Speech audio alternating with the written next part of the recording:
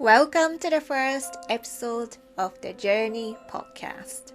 I'm your host, Risa Kawamoto, a transformational coach and yoga and Ayurveda teacher.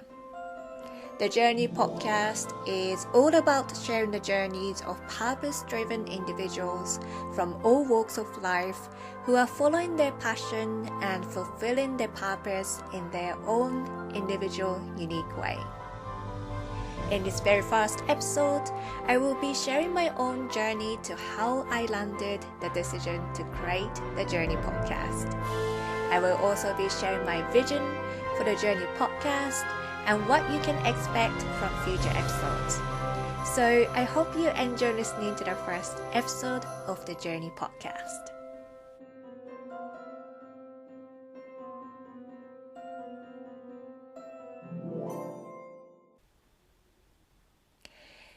Alright, so my journey goes back to my childhood. You might be thinking how my childhood got anything to do with deciding to create my own podcast, but I feel it's really important to set the scene. So I was born and grew up in Japan until the age of 9 when my parents decided to send me to a boarding school in the UK. I used to avoid telling people about this part of my life because when I say boarding school in the UK, most people automatically think that I have wealthy parents and that I'm well educated. Or at least I thought that's what people would think of me. So I used to just not tell people about me going to the boarding school bit in my childhood. I just used to say that I came here to study, and I don't mention what age or anything like that. So I wouldn't call my parents wealthy. I would say I grew up in an average family in Japan. I'm really grateful that I didn't grow up in poverty and I was able to receive a good education, good quality food to eat, and I was able to enjoy my childhood without worrying too much about money or worrying about where I would be living tomorrow. But this was mainly because my parents were extremely careful with their money so that they could provide us with a good childhood, and also send me to the other side of the world to receive alternative education. I know that my parents sacrificed so much for me and my brother, who also went to the same boarding school as me. They really lived in a frugal way. They usually only have like 3 sets of like tops to wear and trousers to wear. They have 3 sets of everything when it comes to clothing. And I also did too when I was little, as I was growing up in Japan. And they never went away on holiday. My dad actually worked as a self-employed pharmacist. So he worked 6 days a week and he never took any like time off on public holidays or anything. So they sacrificed so much for me and my brother so that they could provide a good childhood for us. And then there's the well-educated part. So if anyone thinks I'm well-educated because I went to a boarding school, well, I'm so sorry to disappoint you, but I'm not well-educated at all, which has been my big hurdle throughout my life. But I will come back to this later on in this episode. Anyway, so I went to this very unique school called Summerhill School. It used to be called a free school, but it's now known as a democratic school. But I guess it doesn't really matter how it's called. But the main thing about this school is that lessons are non-compulsory and both adults and children have equal status. So what happens when you're a child who grew up with rather strict parents and then all of a sudden you are given a choice to either go to a lesson or do whatever you want to do?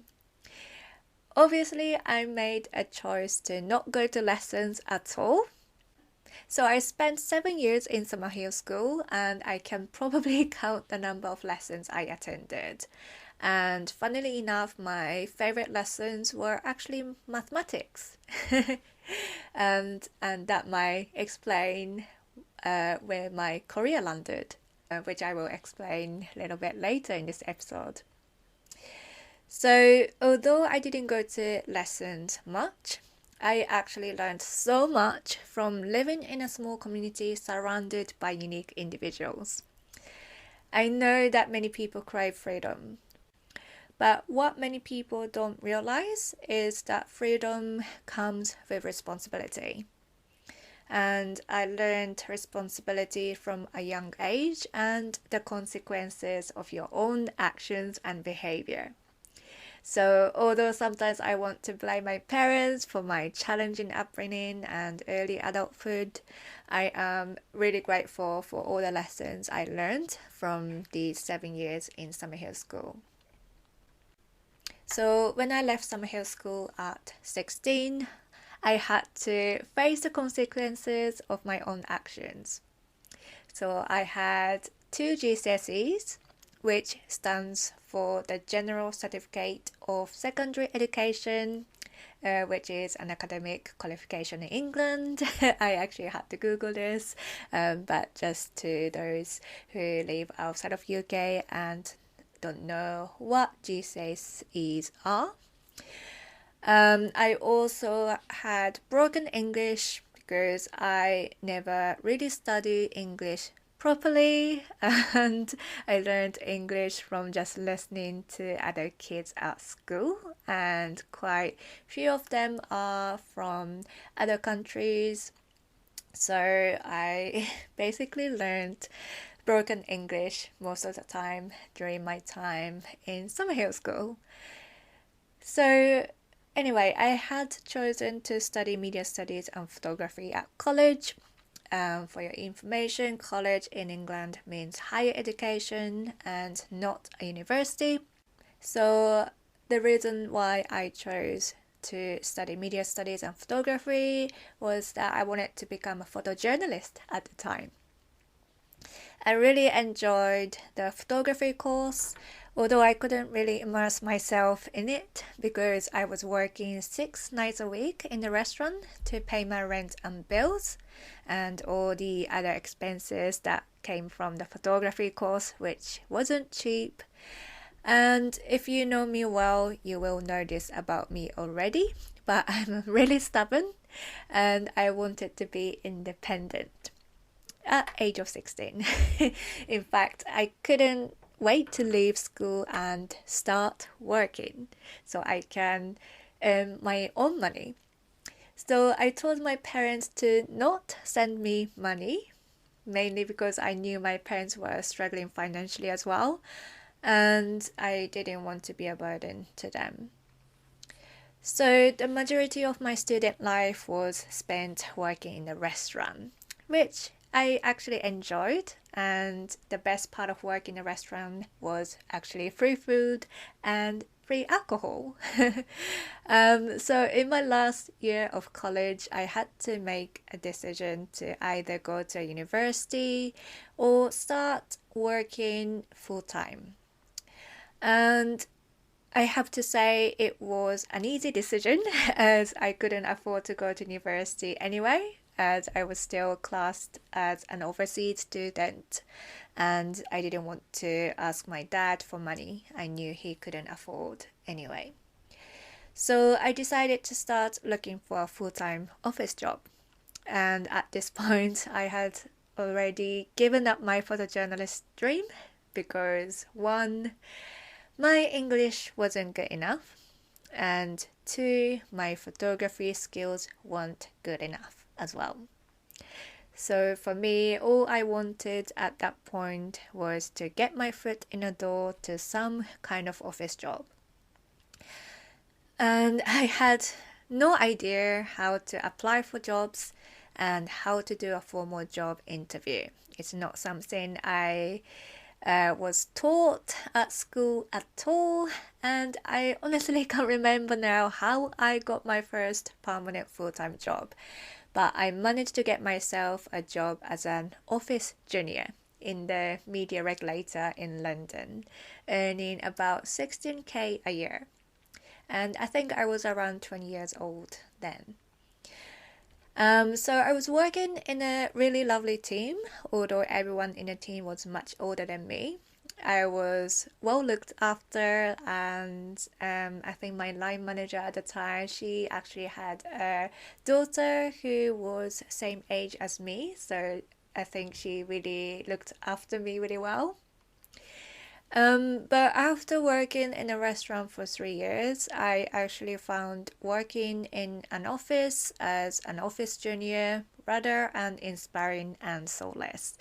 And I wanted to do more than just answering the phone and filing. And that's paper filing, by the way, back in those times, not electronic filing.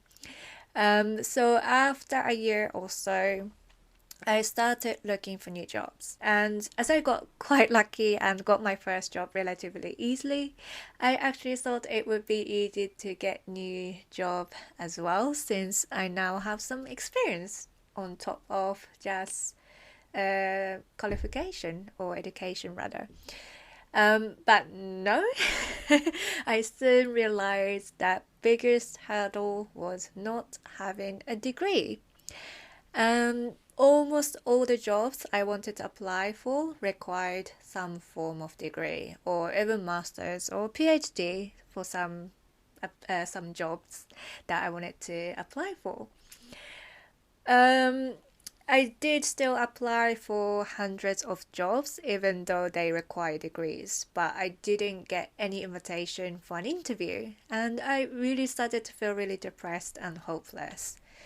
Until one day I got a call from a recruitment agency that their client's looking for a Japanese speaker in a global advisory firm as a client service administrator. And a few days later, I got an interview, and then a couple of days later, I got a job offer. And I was really, really pleased with myself for getting into one of the largest global advisory firms in the world, even as an admin role. I thought it could open up the door for me to climb the corporate ladder. But a few months later, I was already feeling bored, discouraged, and unmotivated. And there was no space for creativity in that role, and I felt like my skills were underutilized.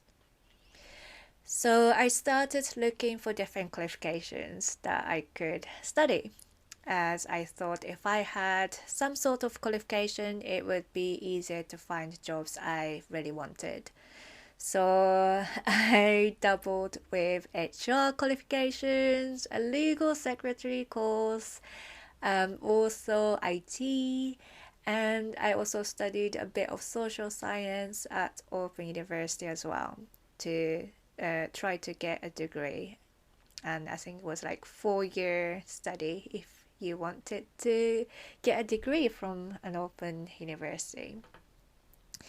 But none of them really sparked my joy and got me nowhere in terms of my getting my next job or next career. I did eventually get a new job in another global advisory firm in another admin role. It wasn't a dream job, of course, and I only got a job because I got a call from a recruitment agency who told me that I would be a good fit as I have experience in another global advisory firm. But in this company, I got funded to study an accounting qualification as I eventually got a finance role after doing this admin role that I initially got for a year or 2 years, I can't remember. And I finally thought, this is it, and this is going to be my new career as an accountant. And if you remember that my favorite lesson in Summerhill School was mathematics, so this is the connection. And I always been good with numbers, and my mom used to tell me as well, actually, when I was at school in Japan, because I really enjoyed math and I was really good at it, that, oh, maybe one day you're gonna be getting a job that's something to do with numbers. So I thought this was going to be the perfect career for me. But I never actually felt enjoyment in a job, and I was constantly feeling something was lacking in my life. As I got promoted and took on more responsibilities, I was working longer hours and I was spending most weekends either studying for my qualification or working. I was really stressed out, I was really exhausted, and I was feeling really miserable from my job. And I had also ended up in an abusive relationship as well. And I actually didn't know at the time, but I was completely burnt out. I filled my sense of emptiness with cigarettes and alcohol, hoping this would relieve my stress. But it didn't. And instead, I was hungover almost every morning, and it led to a really bad eczema flare up on my face, and my self esteem hit rock bottom. I know that many people who got to know me recently or after this dark period of my life, they can't believe that I used to smoke a lot or even drink a lot of alcohol. I actually started smoking and drinking from around 13 years old, and again, I was doing this to partially feel the sense of emptiness and try to get attention from my parents as well. So, smoking and drinking wasn't something new to me, it has always been a coping mechanism. I did eventually leave that job after 5 years and started working in a smaller company away from central London. And it actually gave me more free time to focus on my life. And this is where everything started to change in my life. So, a few months later, after getting this new job, I moved to an area where there was a yoga studio within walking distance from my home. So, I started practicing yoga regularly in this yoga studio, and I started learning a lot about yoga philosophy in my spare time. And of course, I still didn't enjoy my new job, and I hope you are all starting to see the pattern here. So I actually moved to this debt investment company, which was completely out of alignment with my core values. But again, a recruitment agency got in touch with me as they thought I had all the skills and experience for this role. So I went for an interview and got a job. But this time it was slightly different because I had yoga in my life. And my regular yoga practice kept me sane, grounded, and it gave me a sense of feeling alive. So I think around 6 months into the job, I started looking for a new job again. I know, but I also started looking into a completely different path, and I started searching for a yoga teacher training course. And also around this time, I discovered Ayurveda as well. And then in 2014, I completed my first yoga teacher training. The training was actually really challenging physically and mentally as well. But I guess this is a story for another time. I would love to share my journey, my yoga teacher training journey in future episode. But the biggest accomplishment after completing my yoga teacher training was to quit smoking. Yoga really helped me look at my life from a different perspective, and it showed me that I didn't need to rely on cigarettes to feel happier in my life. And as I was saying this, I actually feel really emotional.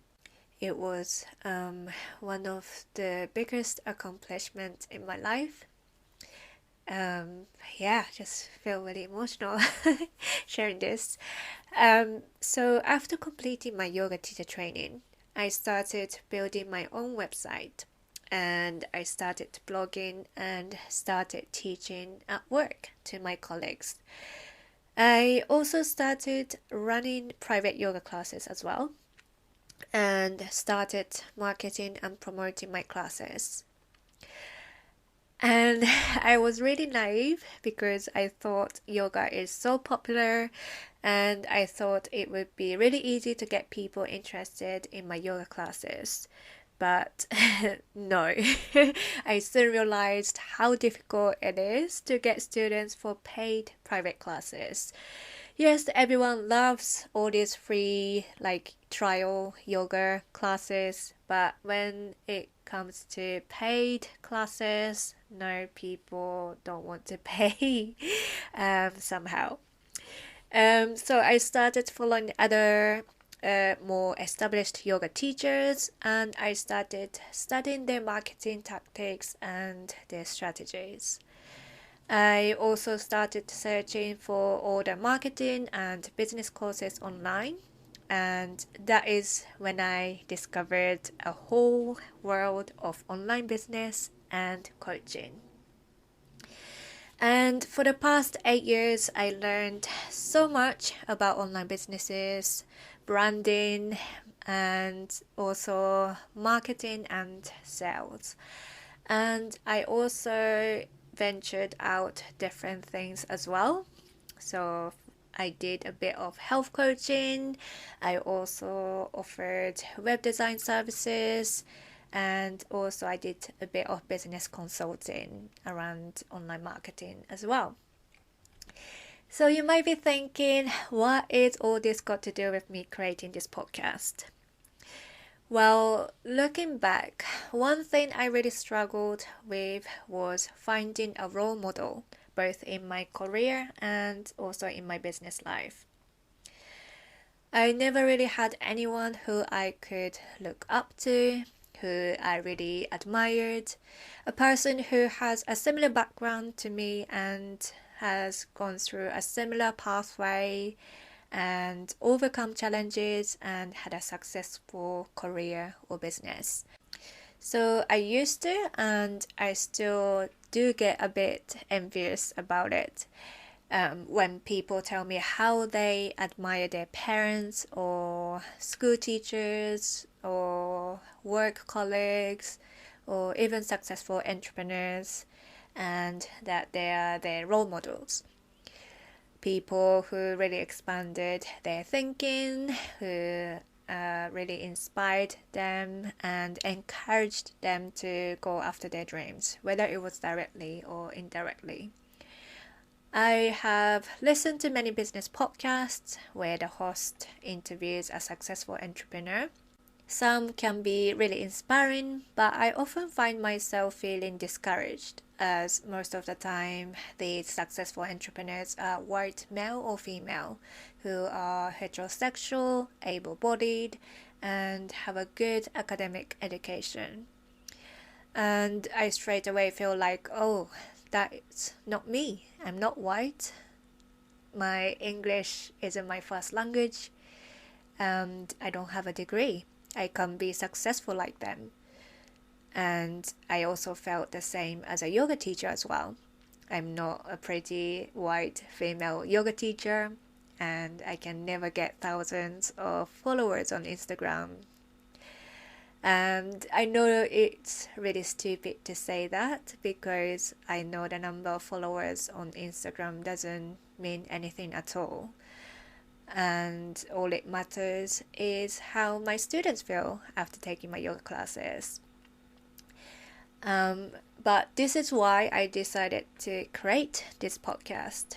My vision is to bring diverse guests from different ethnicity, age, gender, sexual orientation, religions, social status, or physical and mental ability, who are living according to their true self and fulfilling their purpose in their own individual, unique way, with hope that you will be able to relate and resonate with some of the guests who can hopefully inspire and motivate you to live according to your true self and follow your passion as well.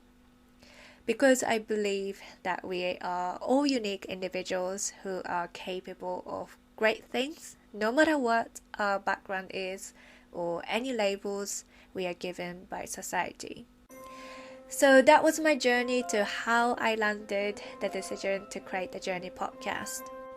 I hope you enjoyed this first episode, and please do share with your friends, families and colleagues, or anyone who you think might benefit, and spread the love. Thank you so much for listening, and I will see you in the next episode, where I will be talking to my first inspiring guest.